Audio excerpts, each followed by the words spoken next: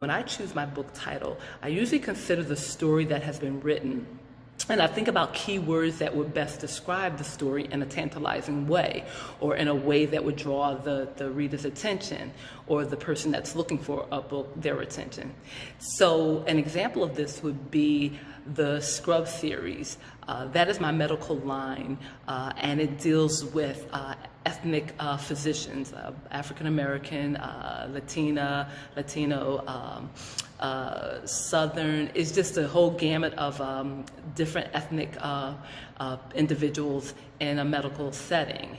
And for that series, unscrubbed was the key word in all the titles. So the first book was Unscrubbed, the second book, Scrubbalicious, the third, The School of Scrubs, the fourth is Breaking Scrubs, and so forth. So for all the books that come out in that line, scrub is going to be the one connecting word in all the titles. So that's an example of one way of titling your books. If you're doing series, it's good to think about words or that can be used for multiple books, or a series of words, or a series of adjectives.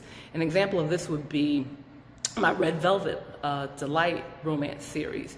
In that series, all the titles will have three words. They'll have the article the, which begins the title, and then they will have an adjective which describes either the character in the book or the book itself. And then it'll have a noun at the end. And several examples of this would be The Notorious Bachelor, The Temporary Mistress, The Wicked Crush, The Good Husband. So as you can tell, you have the article in the beginning, and you have the adjective, and you have the noun at the end. And I use Harlequin romance as a model when I started doing my Red Velvet Delight romance, when I started making those titles.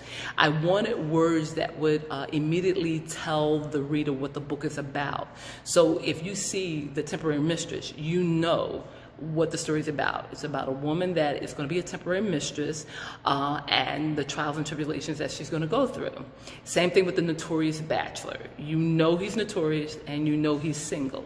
So I like, as I said, I like using Harlequin romance as a guideline for picking my titles, because they seem to be good at as a model, for picking my titles, because they seem to be good at capturing the readers with their titles.